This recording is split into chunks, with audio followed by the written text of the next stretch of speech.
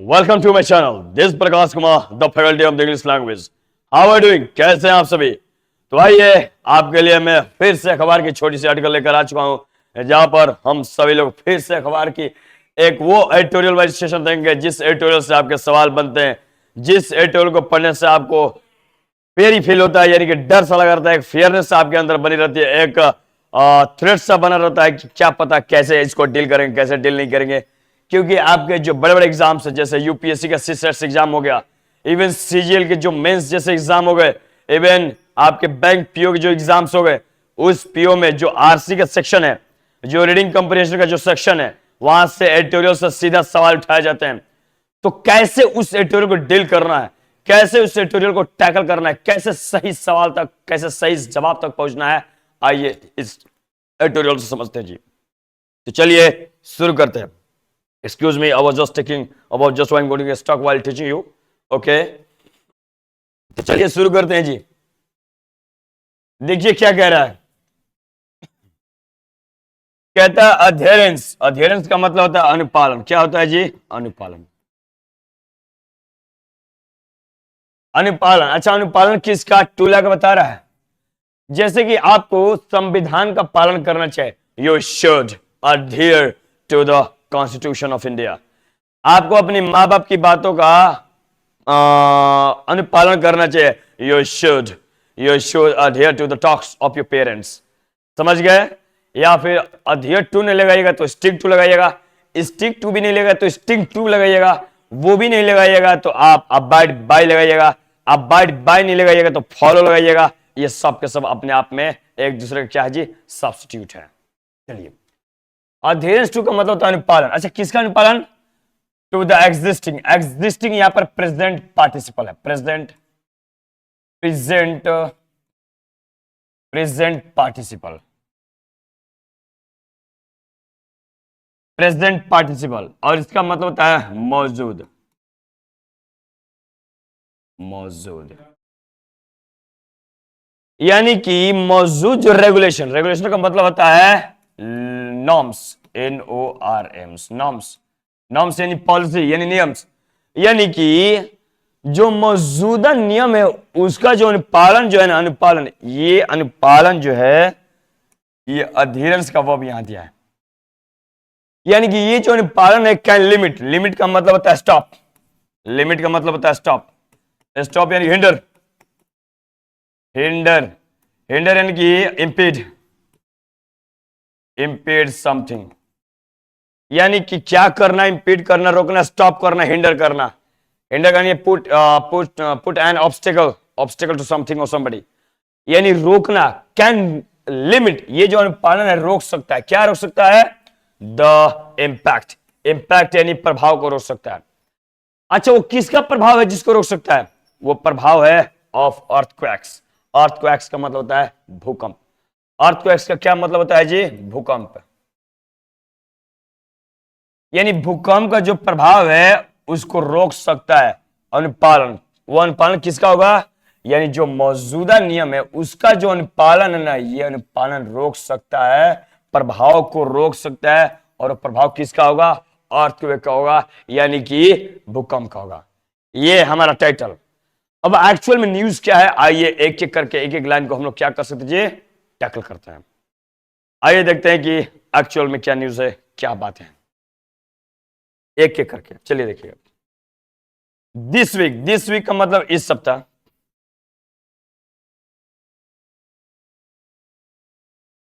This week का मतलब होता है इस सप्ताह। अच्छा, इस सप्ताह क्या होता है? An early morning. An early morning का मतलब होता है सुबह जल्दी ही। अर्थक्वेक यानी कि एक सुबह जल्दी अर्थक्वेक जो है, अर्थक्वेक यानी भूकंप जो है, ERTHQUAK, अर्थक्वेक, यानी कि एक सुबह, एक जल्दी सुबह की जो अर्थक्वेक है यानी भूकंप जो है, कहां पे?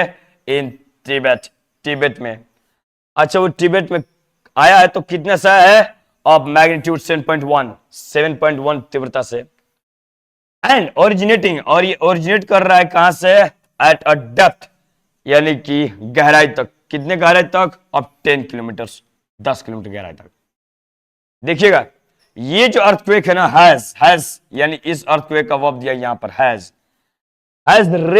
रिपोर्टेडली का मतलब होता है ऐसा बयान आता है, ऐसा बयान मिल रहा है कि क्लेम्ड कर दिया। क्लेम्ड का मतलब होता है टेक यानी कि ले लिया। क्या ले लिया? एटलीस्ट का मतलब होता है लगभग, एटलीस्ट का मतलब कम से कम 100 लाइफ यानी कि 100 जिंदगियों को ले लिया। 100 जिंदगियों को इसने क्या कर लिया जी? ले लिया। फिर से मैं बता रहा हूं, ध्यान दीजिएगा।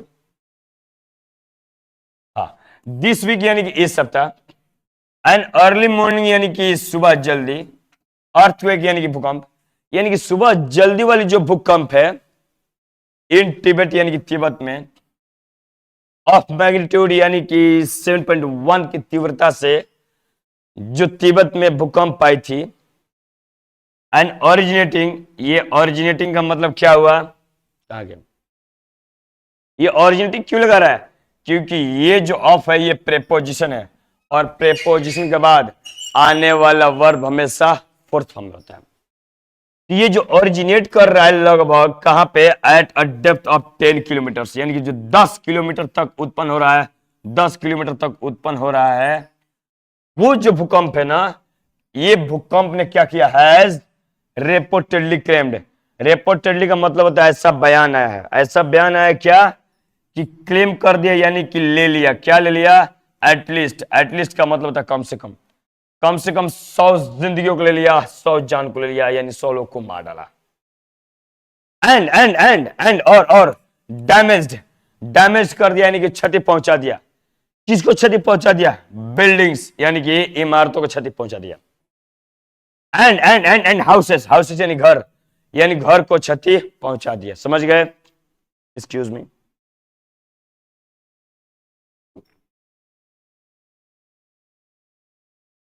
समझ गए? तो ये क्या किया भाई? डैमेज कर दिया, क्षति पहुंचा दिया बिल्डिंग्स को, एंड हाउसेस यानी घर को। ठीक ना? अब देखिए क्या कर रहा है। द ट्रेमर का मतलब होता है कंपन। क्या होता है जी? कंपन। ये जो ट्रेमर्स है, ट्रेमर्स यानी कंपन, कहां से कंपन जो आई है? फ्रॉम द क्वैक, यानी भूकंप से जो कंपन आई है, वरफेल्ट, इस कंपन को फेल्ट किया गया।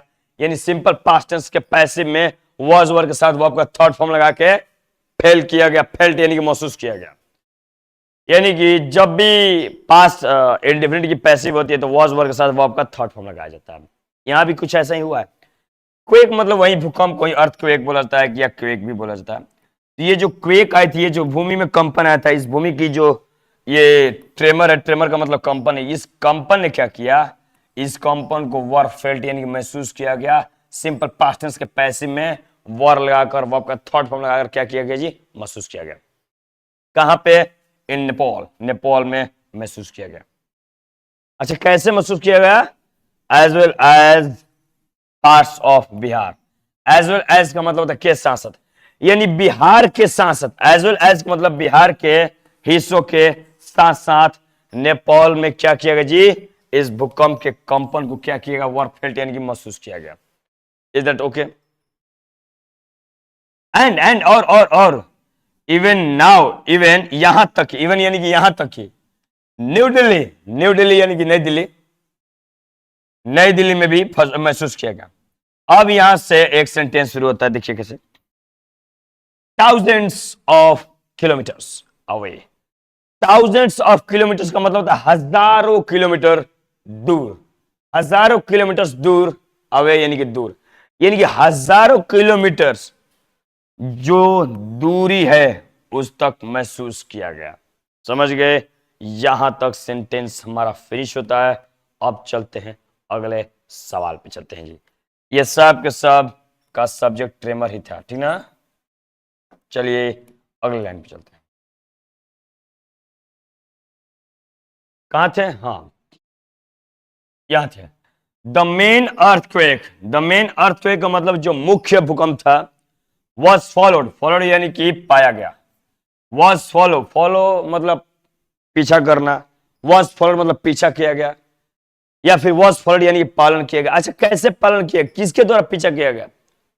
बाई, किसके द्वारा? बाई एजेंट है, by at least two after shock.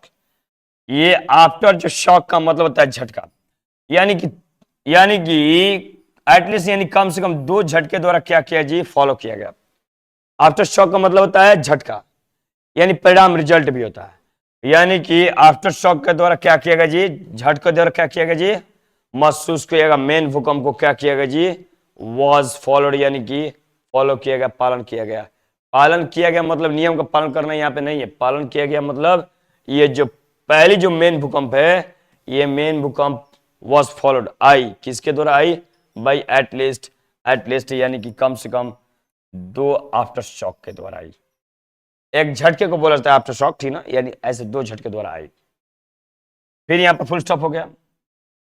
If the epicentre का मतलब होता है भूकंप केंद्र, यानी यदि भूकंप केंद्र को हैड बीन लोकेटेड, यदि भूकंप केंद्र को लोकेटेड किया जा सके, लोकेट का मतलब होता है पता लगाना, यानी भूकंप केंद्र को had been plus B three, का मतलब है पास्ट परफेक्ट टेंस का पैसिव, यानी पास्ट परफेक्ट टेंस के पैसिव में क्या किया गया जी, यदि एपिसेंटर यानी भूकंप केंद्र, यदि भूकंप केंद्र को पता लगाया गया रहता, यानी कि पता लगाया जा चुका होता, क्या, क्लोजर टू इंडिया, यानी कि इंडिया के पास।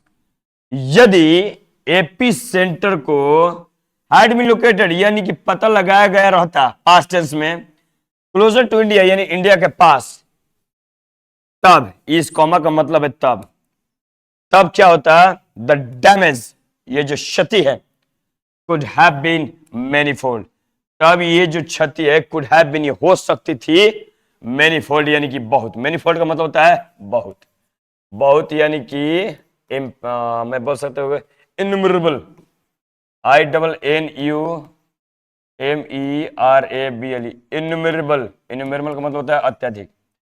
यानी कि अगर ये आपका कंडीशनल थर्ड है, देखिए कैसे,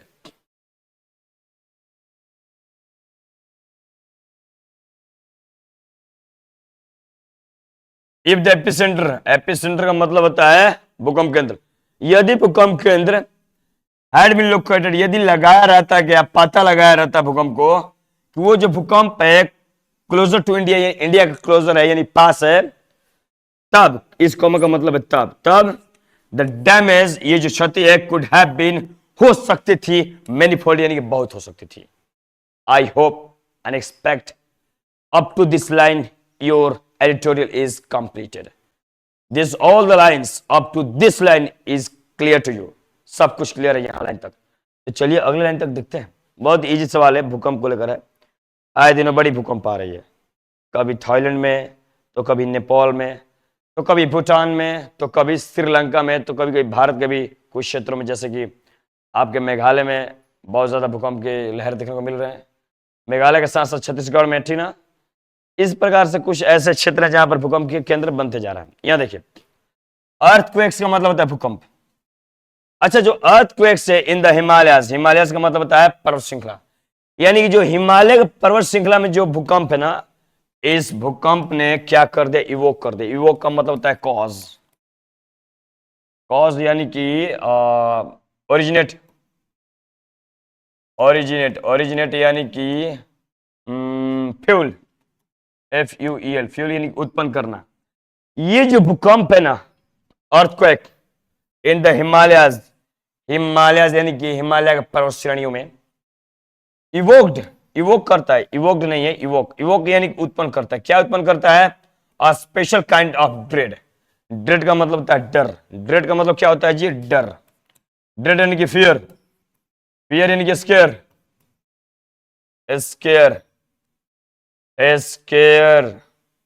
यानी कि डर।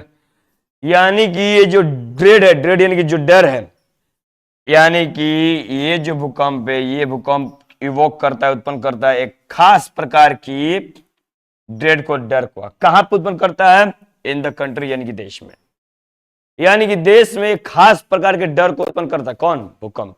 समझ गए, वो क्या खास प्रकार के डर हो सकती है, आइए आगे देखते हैं। चलिए देखिएगा, हाँ अब देखिए, मेमोरीज का मतलब होता है यादाश्त। Memories of two deadly quakes. Quakes का मतलब वही भूकंप, भूकंप कोई अर्थक्वेक भी बोला जाता है, क्वेक्स भी बोला जाता है। ये जो कंपन आए थे भूकंप ना, ये जो घातक, डेडली का मतलब होता है लिथल, डेडली का मतलब होता है लिथल, लिथल यानी कि घातक, यानी कि जो घातक आपके क्वेक्स है, यानी कि जो भूकंप थे, ये जो दो घातक भूकंप थे, इनकी जो मेमोरीज है, मेमोरीज मतलब इनकी याद है। अच्छा, भूकंप कहां हुए थे? इन नेपाल। अच्छा, कब की बात है? इन अप्रैल, अप्रैल की बात है, जी ना। एंड और मे ऑफ 2015 या फिर ये मई 2015 की बातें हो सकती है।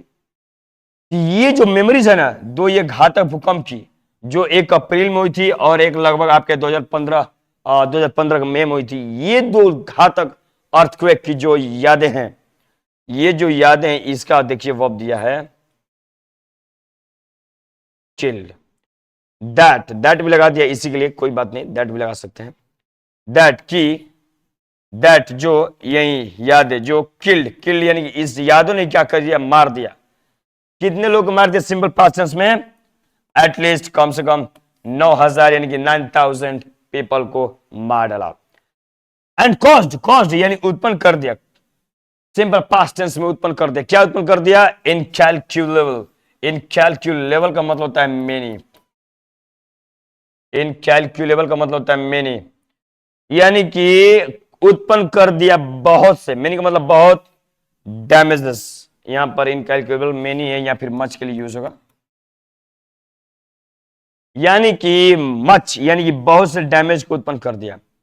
And bubble up, bubble up का मतलब होता है बढ़ा दिया, स्टिल बबल अप, और ये स्टिल मतलब बबल अप का मतलब आज भी ये बढ़ता है।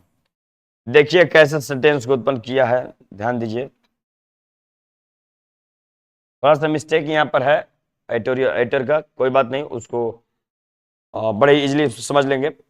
देखिए दैट, ये मेमोरी जो है इसके बारे में बता रहा, दैट जो किल्ड मार दिया लगभग 9,000 लोगों को, एंड और कॉज कर दिया, उत्पन्न कर दिया, क्या कर दिया? उत्पन्न, इनकैलकुलेबल यानी कि बहुत से क्या, डैमेजेस, यानी कि डैमेज का मतलब होता है क्षति, यानी बहुत से क्षति को क्या कर दिया? उत्पन्न कर दिया। Still bubble up, still bubble up, ये जो मेमोरी है ना, इस मेमोरी का जो वर्ब है ये यहां पर दिया है। देख लीजिए किस प्रकार से वर्ब का यहां पर तांडव मचाया गया है। यही है एडिटोरियल, आपको रियलाइज हो रहा होगा पढ़ के कि दैट का ही वर्ब है ये बबल, लेकिन सेंटेंस का एक्चुअल मीनिंग देखिएगा, इस मेमोरी का वर्ब है बबल अप। मेमोरी का मतलब क्या है जी? यहां पर बबल अप। अब देखिए इस दैट का वर्ब तो किल्ड है, लेकिन मेमोरी का वर्ब है bubble up. Bubble up, still bubble up का मतलब आज भी बबल अप कर रहा है। बबल अप का मतलब होता है इंक्रीज। क्या होता है जी? इंक्रीज, यानी कि ये आज भी जो यादें हैं बबल अप होती है, यानी कि बढ़ती हैं। समझ गए? आज भी यादें क्या होती हैं जी? Bubble up. बबल अप मतलब ऊपर खिलना, ऊपर खिलना यानी कि बढ़ना। बबल क्या करता है? बबल यानी कि जो बुलबुला होता है वो क्या करता है? ऊपर की तरफ उड़ता है, ऊपर तरफ उड़ना यानी बढ़ता है। यानी कि यही जो मेमोरीज है ना, ये दो घातक भूकंपों की जो यादें हैं ये आज भी बढ़ती हैं, आज भी दिमाग में खिलती है। ये दुखद घटना बता रहा है, ऐसी घटना ये दुखद है कि जो 2015 में आई थी, जो इस प्रकार की 2015 में साथ साथ जो आपके अप्रैल में आई थी, ये भूकंप इतना ज्यादा घातक रहा कि आज भी हमारे दिमाग में बढ़ती है, दिमागों में खिलती रहती है, उड़ती रहती है, बबल अप करती है, यानी कि उड़ते रहती है, यानी बढ़ते रहती है। आज भी यादें क्या रहती है जी? उड़ते रहती है। उसी भूकंप को ये आज की तिथि में याद कर रहा है। निश्चित रूप से 2015 में भूकंप के झटके कई बार लगातार महसूस किए गए थे दोपहर के समय में। वो एक ही टाइम पे आपको आधे घंटे के अंदर 3 से 4 बार भूकंप के झटके महसूस किए गए थे। उसी को यहाँ पर एडिटर जो है रियलाइज कर रहे हैं, याद कर रहे हैं जी। आगे देखिएगा, the technique, the tectonic, tectonic plate का मतलब होता है जो परतीय प्लेट है। टेक्टोनिक का मतलब जो परतीय प्लेट है। अब परतीय प्लेट कौन से? यानी पृथ्वी की सतह की बात कर रहा है। जो आपकी प्लेट्स है परतीय आर, वो है क्या है जी? The gigantic, gigantic shard, shard का मतलब होता है हिस्सा, टुकड़ा। यानी कि ये जो प्लेट्स है ना, टेक्टोनिक जो प्लेट है पृथ्वी की, आर है जाइगेंटिक। जाइगेंटिक का मतलब होता है वेरी बिग, यानी बहुत बड़ी है। क्या बहुत बड़ी है? शार्ड। शार्ड का मतलब होता है टुकड़ा, यानी कि बहुत बड़ी टुकड़ा है। अच्छा, कहां पे? इन टू विच, जिसमें, जिसमें अर्थ इज ब्रोकन अप, जिसमें अर्थ जो है ब्रोकन अप है, टूटा हुआ है, बिखरा हुआ है। यानी ये टेक्टोनिक प्लेट ऐसी प्लेट है जो बहुत बड़ी, क्या है? जाइगेंटिक शॉर्ड है। शॉर्ड यानी कि टुकड़ा है। और ये टुकड़ा कहां है? इनटू विच, जिसमें अर्थ इज ब्रोकन अप, यानी कि अर्थ जो है ब्रोकन अप। ब्रोकन अप का मतलब पूरी तरीके से वो बटी हुई है। ब्रोकन अप का मतलब होता है बटे होना, बटा हुआ, बटा हुआ, यानी अलग अलग भागों में बटा हुआ। यानी अर्थ जो है ब्रोकन अप है, यानी कि बटा हुआ है। कौन सा अर्थ? अर्थ वही अर्थ जहां पर टेक्टोनिक प्लेट जो है आज भी बहुत बड़ी मात्रा में क्या है जी? शॉर्ट है, यानी कि टुकड़ों में बंधे हुए। ओके, समझ रहे हैं? अब देखिए layered, layered on them, layered on them, यानी कि जो लेयर्ड है, यानी कि जो अस्तर है, ऑन देम यानी उनके ऊपर, यानी प्लेटों के ऊपर जो अस्तर है, आर द कॉन्टिनेंट, यानी कि वो क्या है जी? कॉन्टिनेंट है। कॉन्टिनेंट का मतलब क्या होता है जी? महादेश। यानी कि वो क्या है जी? कॉन्टिनेंट है। कॉन्टिनेंट यानी महादेश है। एंड द सी यानी कि सागर है। एंड सी यानी कि सागर है। यानी जिस टेक्टोनिक प्लेट की बात हो रही है, टेक्टोनिक प्लेट की, वही प्लेट के बारे में बता रहा है कि ये जिस पर ये लेयर बना हुआ है, अस्तर बना हुआ है, ये आर द कॉन्टिनेंट यानी कि महादेश है, एंड द सी यानी कि सागर है। इतनी बात बताना चाहता है। आगे देखिएगा, दिस प्लेट्स, ये जो प्लेट्स हैं, ये पृथ्वी की जो टेक्टोनिक प्लेट्स हैं, आर कॉन्स्टेंटली, लगातार, इन मोशन, ये मोशन में है यानी कि गति में है। इन मोशन का मतलब गति में है, यानी कि चल रहा है, इधर उधर मूवमेंट कर रहा है। ये वही प्लेट्स हैं जो कि आपकी टेक्टोनिक प्लेट्स की बात कर रहा है, जो लेयर स्तर पे बनी हुई है। आर कॉन्स्टेंटली यानी कि लगातार, इन मोशन यानी कि गति में, यानी हिल डुल रही है। एंड कोलाइडिंग, कोलाइडिंग यानी कि टकरा रही है, किससे? विथ, यानी उससे टकरा भी रही है। एंड डाइवर्जिंग, और डाइवर्स कर रहा है, मुड़ भी रहेगा, विथ यानी कि उनकी तरफ मुड़ भी रहा है। टकरा रहा है, मुड़ रहा है, टकरा रहा है, मुड़ रहा है, ऐसी बातें प्लेट्स के बारे में बता रहा है। और स्लाइडिंग, स्लाइड कर, स्लाइड का मतलब होता है फिसलना, छटकना। यानी कि ये जो प्लेटें हैं क्या रही है जी? स्लाइड भी कर रही है, यानी फिसल भी रही है, छटक भी रही है। Past, excuse me, there is a insect over my, insect upon my legs.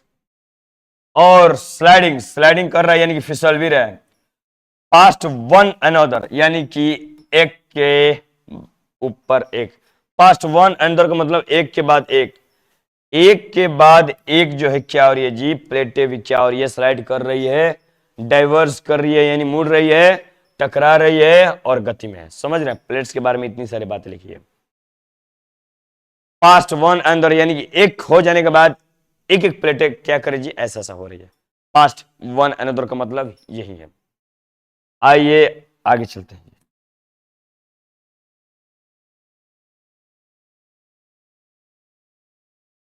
The Indian plates,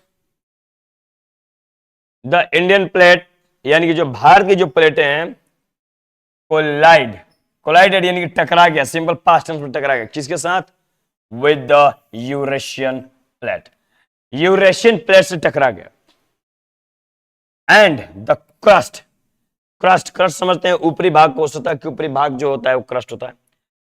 ये जो क्रस्ट है, ये क्रस्ट जो है टिल्ट, टिल्ट का मतलब झुक गया, टिल्ट का मतलब झुकना, अपवर्ड्स यानी ऊपर की तरफ झुक गया, यानी कि टिल्टेड हो गया। क्रस्ट जो उसका था क्या हुआ जी? क्रोड यानी कि अंदर भाग, क्रस्ट यानी कि थोड़ी सी ऊपरी भाग जो है, टिल्टेड यानी कि झुक गया। टिल्ट का मतलब होता है झुकना, ये झुक गया अपवर्ड्स यानी ऊपर की तरफ झुक गया। कैसे झुक गया?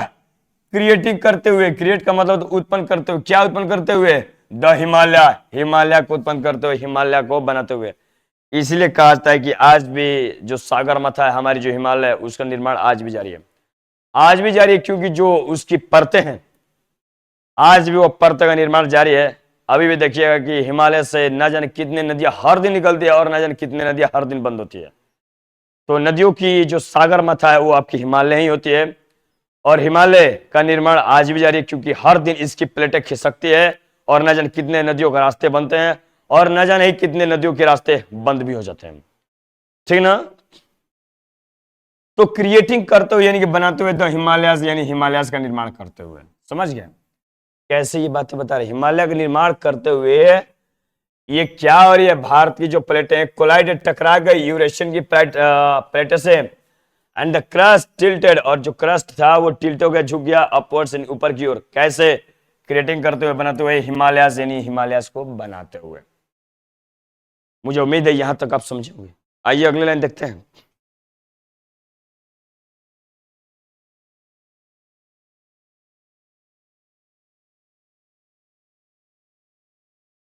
द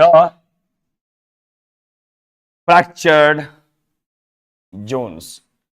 फ्रैक्चर जोन्स का मतलब है वो क्षेत्र जो टूटा फूटा है। फ्रैक्चर्ड यानी कि भूकंप के मारे टूट फूट गया है। जोन यानी क्षेत्र, यानी कि वो क्षेत्र जो फ्रैक्चर्ड यानी कि जोन है। ये फ्रैक्चर जो है आपका पास्ट पार्टिसिपल, क्या है जी? पास्ट पार्टिसिपल, पास्ट पार्टिसिपल है। यानी कि द फ्रैक्चर्ड जोन, यानी कि वो क्षेत्र जो फ्रैक्चर्ड है यानी कि टूटा हुआ जोन है, यानी कि क्षेत्र है। अलोंग, साथ ही, ये फ्रैक्शन जोन जो है अलोंग, एक साथ, अलोंग मतलब साथ ही, क्या कर सकता है?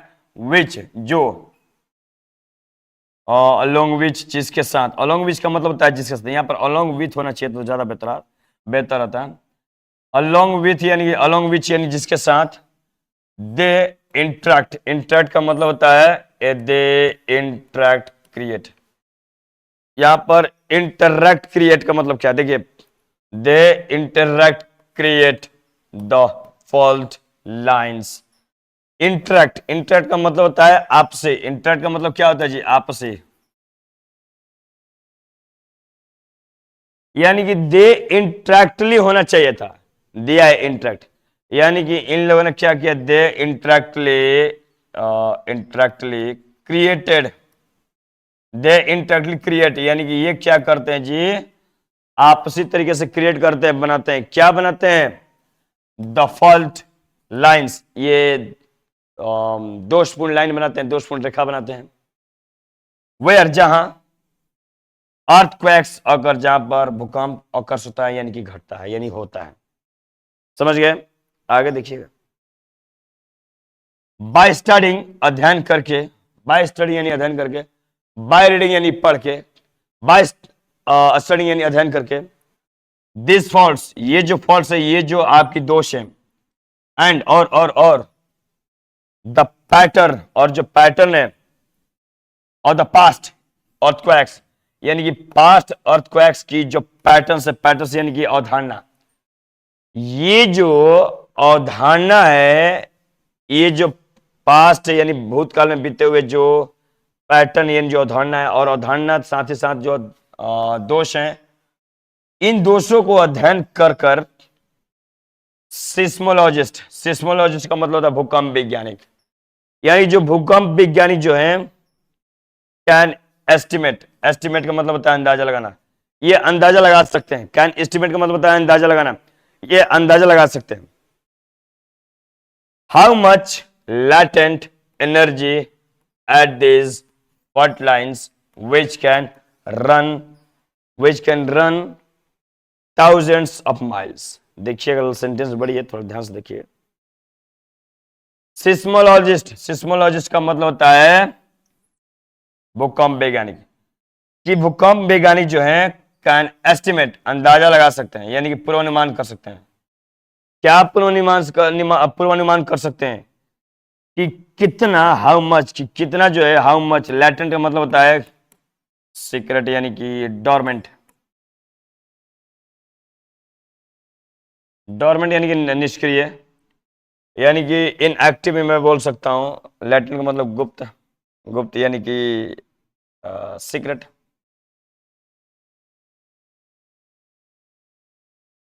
यानी कि कितना जो गुप्त एनर्जी है एट दिस फॉल्ट लाइन, यानी इस फॉल्ट लाइन पे, विच जो कैन रन कर सकता, दौड़ सकता है, थाउजेंड्स ऑफ माइल, यानी कि हजारों मीलों तक दौड़ सकता है।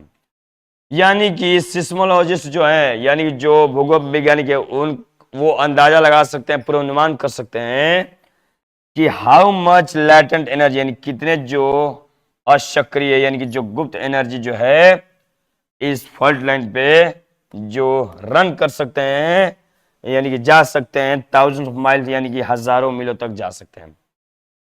ये जो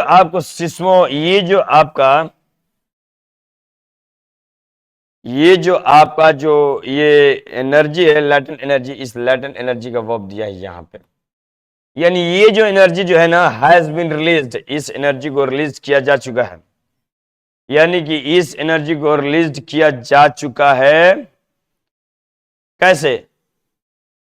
कैन रिलीज किया जा चुका है, यानी कि छोड़ा जा चुका है। एंड हाउ मच, और कितना, ऑफ इट, इसका भाग, स्टिल रिसाइड, कि कितना भाग अभी भी रहता है, इन देम, यानी उसमें, इन देम यानी कि उसमें। समझ गए किसमें बात कर रहा है? ये सिस्मोलॉजिस्ट जो अंदाजा लगा रहे हैं कि कितनी जो गुप्त एनर्जी जो है इस फॉल्ट लाइन पे जो बढ़ रही है थाउजेंड्स ऑफ माइल इतनी दूरियों में, ये जो एनर्जी है रिलीज किया जा चुका है प्रेजेंट परफेक्ट कैपेसिटी में। और कितना इसका जो हिस्सा है इस स्टिल रिसाइड की आज भी रहता है इन देम, यानी कि उस भूकंप वाले क्षेत्र में। समझ गए?